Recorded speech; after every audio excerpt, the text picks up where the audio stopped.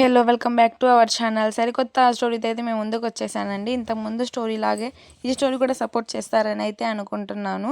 ఇక స్టోరీలోకి వెళ్ళిపోదామా? ప్రేమ కోసం ఎపిసోడ్ 1. మీరు కూడా నాతో రండి అంకుల్, నేను ఒక్కదాన్నే వెళ్ళలేను, నాకు భయం అని అంది ఏడుస్తూ. తన చక్రాల్లాంటి కళ్ళని గుండ్రంగా తిప్పుతూ అమాయకంగా, ఇంకా పసితనం పోలేదని చెప్పడానికి గుర్తుగా ఉండే అమాయకమైన ముఖంతో నందిని. వద్దు నాన్న, ఇద్దరం వెళితే ప్రమాదం. ముందు నువ్వు వెళ్ళు, తర్వాత నేను వస్తాను. ఒకటి మాత్రం గుర్తుపెట్టుకో, నువ్వు ఎవరో ఏమిటి, నీ వివరాలు ఎవరికి చెప్పకూడదు, సరేనా అని అన్నాడు రవీంద్ర. నేను ఎవరిని అంకుల్? ఇప్పుడు నేను ఎక్కడికి వెళ్తున్నాను అని అడిగింది నందిని. నువ్వెవరో నీకు త్వరగానే తెలుస్తుంది నాన్న. నువ్వు ఎక్కడికి వెళ్ళాలో ఏంటో నీ బ్యాగ్లో టికెట్, పాస్పోర్ట్ ఉన్నాయి. ఎయిర్పోర్ట్కి వెళ్ళిన తరువాత చూడు, కార్ బయట ఉంది. అందులో ఎయిర్పోర్ట్కి వెళ్ళే నువ్వు ఫ్లైట్ దిగగానే ఎయిర్పోర్ట్లోని నీ కోసం వచ్చిన అతడికి కోడ్ అడుగు. అది చెబితేనే అతనితో వెళ్ళు. నువ్వు ఎక్కడికి వెళ్ళాలో అతను అక్కడికి చేరుస్తాడు. నేను చెప్పింది గుర్తుపెట్టుకో అని చెవిలో కోడ్ చెప్పి బ్యాగ్ సర్దేసి త్వరగా ఇక్కడి నుంచి బయలుదేరు అంటూ త్వరగా చేసి నందినిని పంపించేస్తాడు రవీంద్ర. చిన్నపాటి నుంచి పెంచిన ప్రేమ నందిని వెళ్తుంటే గుండె బరువెక్కిపోయింది. కానీ దిగమించుకొని కూర్చొని తను వెళ్ళగానే దగ్గుతూ రక్తం వాంతులు చేసుకున్నాడు రవీంద్ర. తిరిగి అక్కడే కూలబడిపోయాడు. కళ్ళు మూసుకుపోయాయి. అలా కొంతసేపు తర్వాత తీయలేదు. మెల్లగా స్పృహ వచ్చేసరికి ఎవరో వస్తున్నా అలికిడి అయ్యి కళ్ళు తెరిచి చూశాడు. 10 మంది పైగానే ఉంటారు. ఇల్లంతా వెతికి ఎవరు కనిపించక పోయేసరికి రవీంద్ర దగ్గరకు వచ్చి వేర్ ఈజ్ షీ అని అడుగుతాడు కోపంగా. దానికి రవీంద్ర సమాధానం చెప్పకుండా పిచ్చిగా నవ్వడం మొదలుపెట్టాడు. ఆ నవ్వుకి వాళ్ళ కోపం వచ్చి రవీంద్ర మీద దాడి చేశారు. ఇంత ఓపిక లేని పరిస్థితిలో ఉండి కూడా రవీంద్ర వారిని ఒక్కొక్కడిగా వేసేయడంతో మిగిలిన వాళ్ళు తెలివిగా ఒక్కసారిగా రవీంద్ర మీద విరుచుకుపడ్డారు. అప్పటికి కూడా రవీంద్ర ఓటమిని ఒప్పుకోకుండా వారిని వైకుంఠానికి పంపించే పనిలో చాలా వరకు అలసిపోయారు. ఇటు రవీంద్రకి మిగిలిన ఒక ఇద్దరు కూడా బాగా గాయాలు అయ్యాయి. అందులో ఒకడికి తాను కొద్దిసేపట్లో పోతాను పూర్తిగా అర్థమైంది. పాటు నుంచి వెనక్కు జరిగి గోడకు ఆనుకొని రిలాక్స్గా సిగరెట్ కాలుస్తూ, ఇప్పుడు నువ్వు ఆ బేబీని తప్పించినా తను ఎక్కువ సమయం బ్రతకదు. ఎందుకంటే మాలాంటి వాళ్ళు అడుగడుగునా ఉన్నారు. ఎవరు ఎక్కడికి నుంచి అటాక్ చేస్తారో తెలియదు. ఇప్పుడు కాపాడడానికి నువ్వు కూడా లేవు. ఇంకా తనని ఎవరు కాపాడుతారు అని అన్నాడు.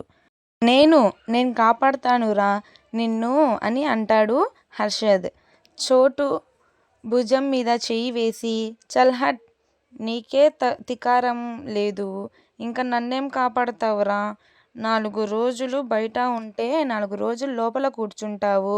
నిన్ను నమ్ముకుంటే నా పని గోవిందా గోవిందా అన్నాడు చోటు వెటకారంగా. ఓర్ని, వేలడంత లేవు 6 అడుగుల మనిషిని పట్టుకొని ఎంత మాట అన్నావురా? దీన్ని బట్టి నాకు తెలిసిందేంటంటే మన పరువు పూర్తిగా సంకనాకిపోయిందని అర్థమైంది. లాభం లేదు. ఈసారి మంచి పార్టీని చూసి తెలివిగా కొట్టేసి లైఫ్ని ఎంజాయ్ చేస్తూ పోయిన నా పరువుని ముఖ్యంగా నీ దగ్గరోయ్ తిరిగి సంపాదించాలి. ఇప్పుడదే నా జీవితం లక్ష్యం అన్నాడు హర్షద్. మాటలు కాదు, చేతలు చూపించబోయే. నువ్వే గనక ఇలా చేస్తే నువ్వు అడక్కపోయినా నేనే నీకు రెస్పెక్ట్ ఇస్తాను అని అన్నాడు చోటు హర్షద్ వైపు చూసి. రెడీగా ఉండు, నా టాలెంట్ ఏంటో చూద్దావు గాని అని అన్నాడు హర్షద్. రవీంద్ర వాడి వైపు చూసి, దేవుడు పసివాళ్ళని అమాయకులని ఎక్కువగా ప్రేమిస్తాడు అని చిన్నప్పుడు మా బామ్మ చెప్పేదిరా. అలా చూసుకున్న ఆ బంగారు తల్లిని ఆయన క్షేమంగా చూస్తాడు. నేను లేకపోయినా నీలాంటి వాళ్ళ నుంచి తనని కాపాడతాడని ఎవరినో ఒకరిని పంపుతాడు. తన తను బాగుంటుంది, క్షేమంగా ఉంటుంది అన్నాడు రవీంద్ర కాన్ఫిడెంట్గా. దానితో వాడు నవ్వుతూనే వెనక్కి వాలిపోయాడు. మిగిలిన ఇంకొకడు కూడా దెబ్బలతో ఎలాగోలా అక్కడి నుంచి పారిపోవాలని చూశాడు. కానీ రవీంద్ర వాడు డోర్ తీస్తూ ఉండంగానే చాకుని గురి చూసి విసిరాడు. దానితో వాడు అక్కడే కుప్పకూలిపోయాడు. రవీంద్ర పైకి చూస్తూ, క్షమించరా రాజా, నీ బిడ్డని సురక్షితంగా ఇంటికి చేర్చలేకపోయాను అని అనుకుంటూ కళ్ళు మూసుకున్నాడు. అప్పుడు మూసుకున్న కళ్ళు ఇంకా ఇప్పటికీ తెరుచుకోలేదు. నందిని ఎయిర్పోర్ట్కి వెళ్ళి బ్యాగ్ తీసి అందులో ఉన్న పాస్పోర్ట్ టికెట్ని చూస్తుంది. ఇండియా, ఓహో ఇప్పుడు నేను ఇండియా వెళ్తున్నానా అని అనుకుంది మనసులో. ఎయిర్పోర్ట్లో అందరూ తన వైపే విచిత్రంగా చూడడంతో భయం వేసి బ్యాగ్లో ఉన్న జాకెట్ తీసుకొని వేసుకొని ఓణీని తలకి వేసుకొని మొత్తంగా కవర్ చేసుకొని కూర్చుంది. ఫ్లైట్లో ఒక 5 ఏళ్ల పిల్లోడు వాళ్ళ అమ్మను పట్టుకొని ఆగకుండా నందిని సీట్ దగ్గరకు వచ్చి 1 నిమిషం అలాగే చూశాడు. నందిని కూడా ఆ పిల్లోడి వైపు అలాగే చూసింది. ఆ పిల్లోడు ఉండి ఉండి వాడు టెన్షన్ తట్టుకోలేక నందిని బుగ్గ మీద వేలితో పొడిచి జెట్ స్పీడ్గా చెయ్యిని వెనక్కు లాక్కున్నాడు. దానితో నందిని షాక్ అయ్యి కళ్ళు తిరిగి గిరాగిరా తిప్పేసింది. వాడికి భయం వేసి, మమ్మీ ఆ డాల్ కళ్ళు తిప్పుతుంది అని ఆశ్చర్యంగా చెప్తాడు. ఆ మాటలకి నందిని కూడా భయపడిపోయి తన ముఖం ఎవరికి చూపించకుండా దాచుకుంది. ఏం తినాలో తెలియక ఫ్లైట్లో ఎయిర్ హోస్టర్ పెట్టిందల్లా తినేసింది. ఫ్లైట్ దిగిన తర్వాత బయటకు వెళ్లకుండా అంకుల్ చెప్పిన వాళ్ళ కోసం ఎదురు చూస్తుంది. కానీ ఎవరు రాకపోయేసరికి ఎక్కడికి వెళ్లాలో తెలియక ఏడుస్తూ ఎయిర్పోర్ట్ బయటకు వచ్చింది. అప్పటికే చీకటి పడడంతో ఎటు వెళ్లాలో తెలియక లోపల లోపల ఏడుస్తూనే దిక్కులు చూస్తూ నిలబడింది. అంకుల్, నాకు భయమేస్తుంది. నా వెనకే వస్తానని చెప్పారు, ఇంకా రాలేదు. అబద్ధాలు చెప్పకూడదని నేర్పించి ఇప్పుడు మీరే చెప్తున్నారు అని అంటూ కళ్ళు మూసుకుంది. మనసున్న వాళ్ళు ఎవరు చూసినా ఆ ఏడుపుకి ఇట్టే కరిగిపోయేవాళ్ళు. అంత అమాయకంగా ఉంది నందిని ఫేస్. ఇంతలో కొంతమంది ఆకతాయిలు నందినిని చూసి ఒంటరిగా ఉండడంతో తన వెంటపడి ఏడ్పించడం మొదలుపెట్టారు. తన బ్యాగ్ కూడా లాగేసుకున్నారు. చేతిలో ఉన్న బ్యాగ్ని కూడా లాక్కోబోతుండగా తప్పించుకొని పరిగెత్తింది. వాళ్ళు కూడా వదలకుండా వెంటపడ్డారు. హర్షద్ బాటిల్ లేపి తాగుతూ, ఈ చోటుగాడు ఎంత మాట అన్నాడు, ఇంకా బ్రతకడం దండగా, ఈ విషం తాగేసి చచ్చిపోతాను అంటూ బాటిల్ లేపుతూ పైకి చూశాడు. ఆకాశంలో పున్నమి జాబిలి మెరిసిపోతూ ఉండడంతో, హా, ఎంత బాగా మెరిసిపోతున్నావమ్మా, అయినా ఎందుకు మెరవవులే, నీ ఫ్రెండ్ సూర్యుడిని వాటేసుకున్నావుగా, అందుకే ఇలా మెరిసిపోతావు అని అంటూ రోడ్డు మీద అడ్డదిడ్డంగా తాగి ఊగుతూ, ఏరా రోయ్, సూర్యుడు నీ జాబిల్లి వాటేసుకుంది, ఏరా రోయ్, మేఘాల్ని మెరిపొచ్చి కొట్టేస్తుంది, తాగినోళ్ళు తందనాలు, వాక్కుంటే వందనాలు అనుకుంటూ పాట పాడుతూ రోడ్డు మీద నిలబడ్డాడు హర్షద్. వాళ్ళ నుంచి తప్పించుకొని వచ్చిన నందిని పరిగెత్తుకుంటూ వెళ్ళి చూసుకోకుండా హర్షద్ని గుద్దుకుంది. ఆవ్, ఎవడ్రా అది, ఎదురుగా వచ్చి దమ్ము లేక వెనక నుంచి గుద్దుతున్నారా అని అంటూ చెయ్యి పట్టుకుని ముందుకు లాగాడు హర్షద్. దానితో నందిని ముందుకు వెళ్ళి పడబోయింది. హర్షద్ రెండో చేతితో నందినిని పట్టకుండా గట్టిగా పట్టుకున్నాడు. అప్పటికే ఒళ్ళుగా వేసుకున్నాడేమో. హో బొమ్మ, నేనింకా మనిషేమో వేసుకుందాం అనుకున్నా అన్నాడు ఊగిపోతూ. హర్షద్ని చూసి, ఐఎమ్ నాట్ ఏ డాల్ అని అంది భయంగా. అరే మాట్లాడే బొమ్మ అంటూ తన చిట్టి చిట్టి పెదవులను నొక్కి కదిలించాడు హర్షద్. నందిని హర్షద్కి వెనక వస్తున్న వాళ్ళను చూపించింది.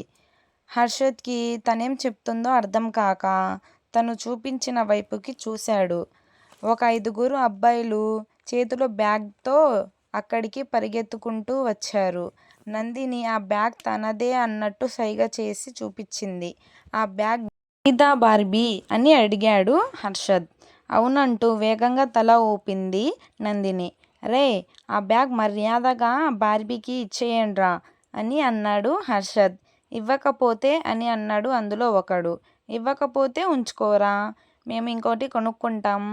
పద బార్బీ, మనం వేరేది కొనుక్కుందాం అని అన్నాడు హర్షద్.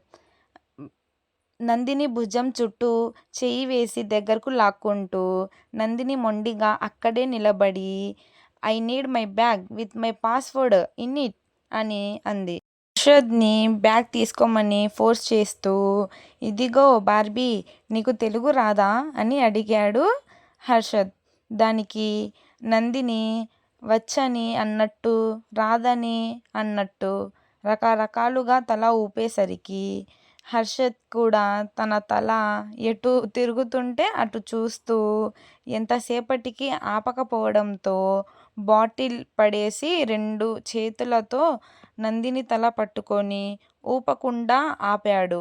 అంతలో ఒకడు ఏంట్రా మీ మీటింగ్లు, మర్యాదగా అమ్మాయిని అప్పచెప్పి నీ దారిన నువ్వు పో, లేదంటే పైకి పోతావ్ అని బెదిరించాడు.